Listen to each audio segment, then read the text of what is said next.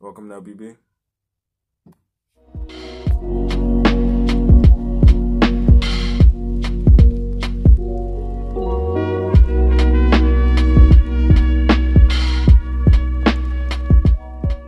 What's up, y'all? Welcome back to another reaction, and today we're going to be reacting to Jordan Peterson on the Me Too movement. It's been a little bit since we reacted to Jordan Peterson. If you're enjoying the channel, if you're coming back constantly watching our videos, just might as well subscribe, bro. Just subscribe. We really appreciate it. We're on that race to 500, man. The subscribers are going up like crazy. Y'all enjoying the videos, and we appreciate it. What, 457 last time we checked? Yeah. But we finna hop right into this video, man. Let's go. You see the same thing in criminal behavior. Hardly anyone is a criminal. Yeah. Then if you take the fraction of people who are criminals, most of them are like 1-2 time criminals, right? Yeah. But there's a professional hardcore group that commit all the crimes. Yeah. Well, it's the same thing with sexual assault and sexual harassment. Well, you don't want to confuse the action of some of the men with all of the men. Like, it's really important to get that distinction right, and we're not getting that distinction right at all. Well, that's what I was going to ask you, is that it's critical to differentiate among, first of all, among the offenses, surely. Well, you'd hope so. And among the perpetrators or alleged perpetrators. And yet now the discussion seems to be turning to,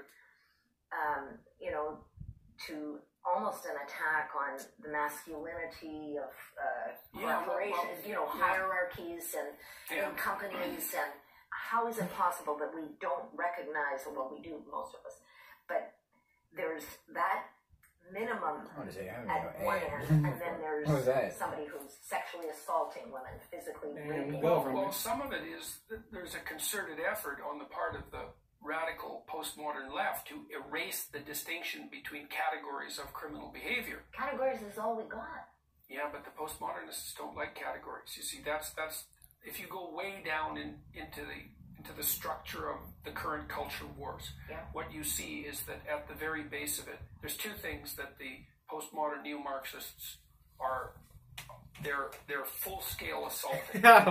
One is categorization, because they believe that the only function of categorization is power. The other one is that there's a war on competence, because if you admit that there are hierarchical structures that are predicated on competence, then you have to grapple with the issue of competence, and you have to grapple with the issue of valid hierarchy. If all hierarchy is power, and all power is corrupt, and all corrupt power is tyranny, then you can't admit to competence.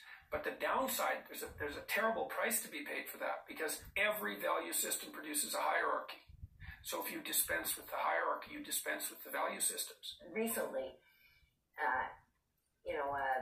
the founding director and creative director, I think he was, Albert Schultz from the Soul Pepper Theatre Company, was the latest in Canada to be accused of what sounds like a pretty wide range of offenses. Why are women coming forward now about events that happened 15 or 20 years ago?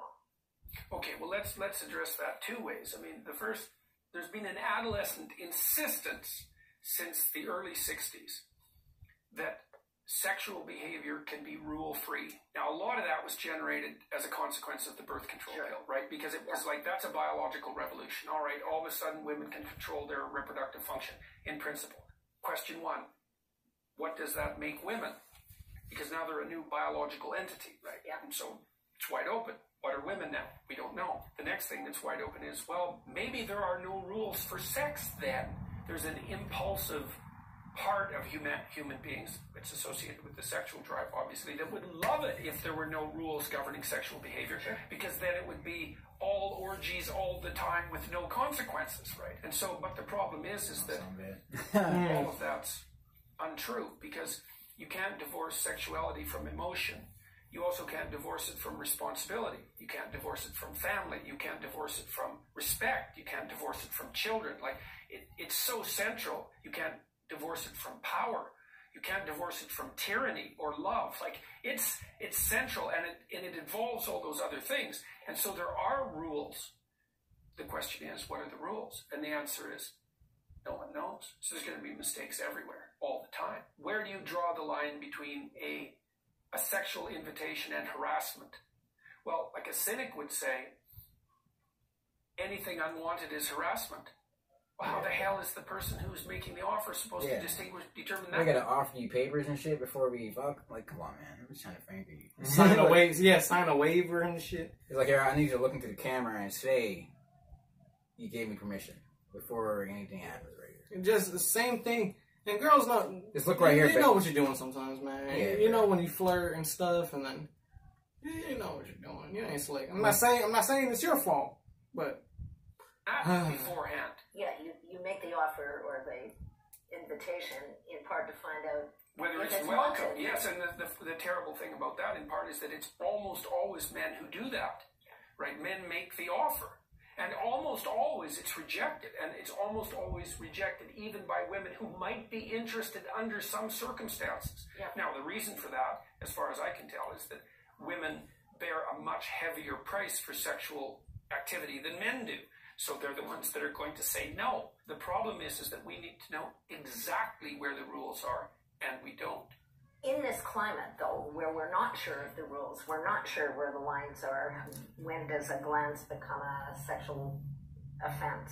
Fuck out of here. Well, it's a sexual offense right away if it's a microaggression. Tell people what a microaggression is. I think we all hear that now. What the fuck? A glance, nigga? I wish a bitch would try to sue me because I looked at her. No, look, that guy's We're agreeing. not really sure what it means. I'm not, anyway. A microaggression is any act, no matter how subtle, that makes the recipient uncomfortable regardless of the intent of the perpetrator. Right. Good grief. Yeah, she's like, oh my god. Yeah. I like this one. She's smart. It's all She sees what's going on. Yes. And and that's being written into the law very rapidly, by the way. So we're moving from a legal system where intent matters to a legal system where consequences matter, which is really the eradication of the legal system. But it doesn't matter because the postmodern radicals who increasingly occupy the law schools believe that Western law is a patriarchal and oppressive tradition, and that undermining it and destroying it by doing things like removing due process and insisting on preponderance of evidence and going for consequence rather than intent, that's fine because all they're doing is tearing down a terrible, tyrannical, patriarchal structure. Having never had the fortune to spend any time in an Iranian prison, for example, they're not very good at distinguishing between what constitutes a tyranny and what constitutes a free society.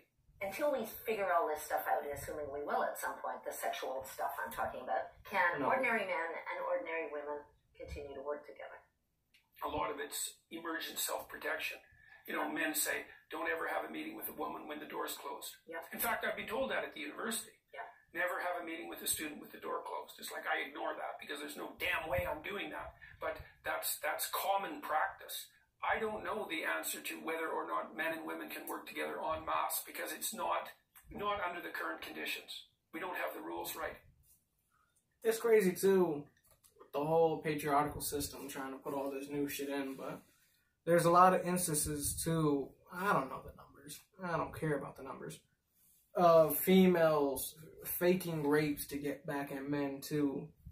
There was actually a college student that went to Penn State, full ride, everything, his future was set. He just had a breakup with his girlfriend because because he lived like states away or something. He was gonna move to Penn State. Fake rape accusation. Got out of jail, what, like 37? It was whatever. The rape was false. She got off scot-free. You're tyrannical, you're holding me down, says the woman who can walk down the street. Where there's countries you can't even show your face. You get bombarded with I didn't have to see how privileged and how much people take for granted. Exactly. And how people are being literally radicals and kind of going out of their way to make something out of nothing. Exactly, bro. You're thinking y'all be thinking way too hard about shit. Too hard. You can't even. My God, that's why I don't need phones, bro. just put your phone in the lock and go do something you like. Go draw. Go outside. Go draw. Go ride a bike or something. But yeah, if you enjoyed the reaction, make sure you hit the like button, subscribe, and share. Let us know what other Jordan Peterson videos you want to see, and we'll see you next time at LB. Peace.